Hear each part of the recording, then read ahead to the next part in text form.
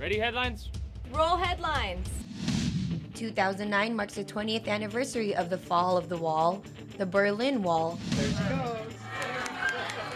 Man's best friend gets dressed up for a good cause. And CSUN men's soccer team celebrates its seniors. Hello, and thank you for joining us on Valley View News. I'm Joyce Ajuri. And I'm Kristen Freurier. The events leading to the fall of the Berlin Wall showed the world that freedom can be achieved without going to war. Jeanette Weinstein reports on how some CSUN students and professors remembered that moment in history. Mr. Gorbachev, tear down this wall. The fall of the Berlin Wall in 1989 marked the beginning of a new era in history. It marked the end of the Cold War. The world watched in amazement as crowds gathered on both sides of the wall. The CSUN Department of History sponsored a lecture and exhibition in recognition of this historical event.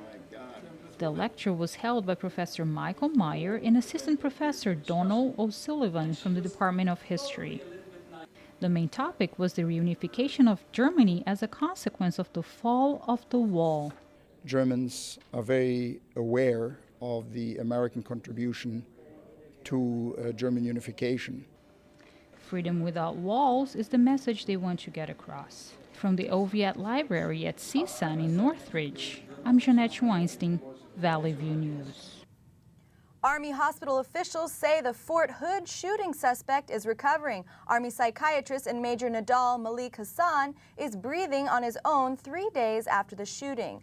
The 21-year-old private, Joseph Foster, was shot in the hip in the recent attack. He says he will make the best of the situation and will be deployed to Afghanistan in January. As we've seen, anything's possible. We are at war. When anything like this happens, we just get stronger. We become better united. The mass shooting at Fort Hood killed 13 people. It's believed Major Hassan apparently acted alone. Iran is charging 3 American hikers with espionage. Iran has detained the Americans since July on the charges of illegally crossing the border. Shane Bauer, Sarah Shord, and Josh Fatal entered Iran while hiking along Iraq's northern border. Secretary of State Hillary Clinton has urged the Iranian government to release the prisoners on humanitarian grounds. The hikers' friends and family insist it has all been an innocent mistake. Iranian officials say they are still investigating the case. At least 130 people are dead in El Salvador and dozens are missing after heavy rains, floods, and mudslides. About 7,000 people lost their homes. More than 13,000 people stayed in emergency shelters. A communications director for the government's rescue says the areas hardest hit include San Salvador. San Vicente is the most heavily affected. Government and UN donations have been promised, but so far the needs exceed supplies. El Salvador's president described the loss as incalculable. China is reaching out to Africa with $10 billion in hand. At a 2-day China-Africa summit in Egypt, Chinese Premier Wen Jiabao offered that amount of money in loans to African nations over the next 3 years. Wen says China wants to help develop Africa and is not only interested in its natural resources. He says China wants to develop clean energy in Africa and help its countries market their products. China's loan is double the amount it offered Africa in 2006. Kraft Foods is continuing its bid for British candy maker Cadbury. Kraft offered $16.3 billion. Cadbury's executive board said it was too low, so Kraft took the offer straight to shareholders to see if they would okay it. Kraft wants to expand into fast-growing countries like India, South Africa, and Mexico. The company thinks Cadbury's products would help do that. Analysts say if Kraft is successful in its bid, it would be one of the biggest mergers this year. Many private-owned shops are struggling in today's economy, but a small antique store in Pasadena stays in business with the help of its community. Our reporter Shayla Selva has the story. Walk into this store empty-handed and you might just walk out with a profitable trade. This is just what this customer gained after she sold pieces of her mother's estate to this local jeweler in Pasadena. This antique store profits from these sales by appraising the value and reselling the items. Antique pocket watches, heirloom necklaces, Art Deco rings are all unique pieces that can be found in this treasure chest of a store. The owner of the small business, Peter Gallego, says people prefer antiques, such as this one, because it has a story.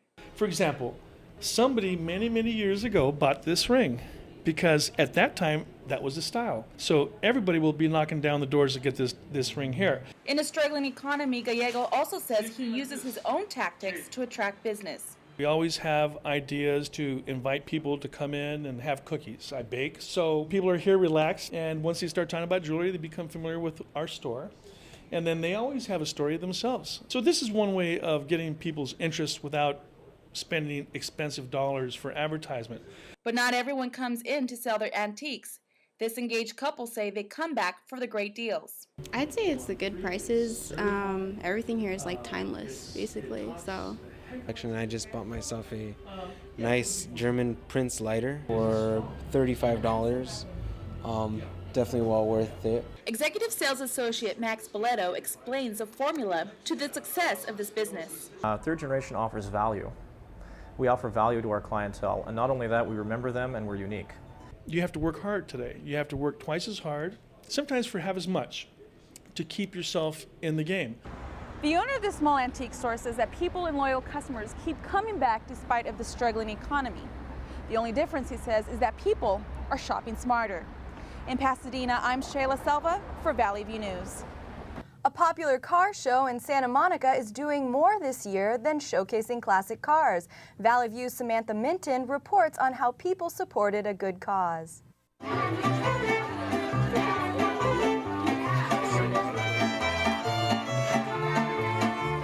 Mariachis play to a crowd of people and dozens of classic cars at the 4th annual Pico Boulevard Vintage Auto Show. Chryslers, Fords, and shiny Chevys are just part of the exhibit. But there is something different about this year's car show.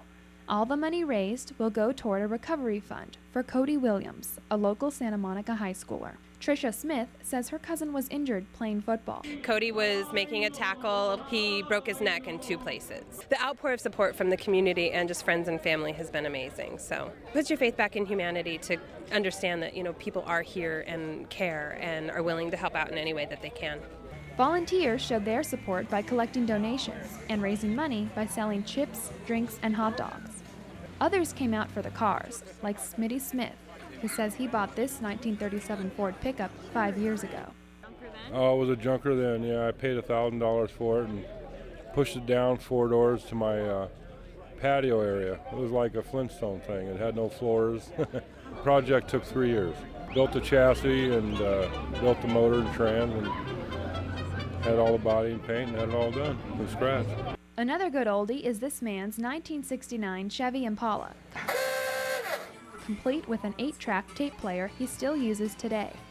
Truly classic cars and a good cause made this vintage auto show different. I'm Samantha Minton in Santa Monica for Valley View News.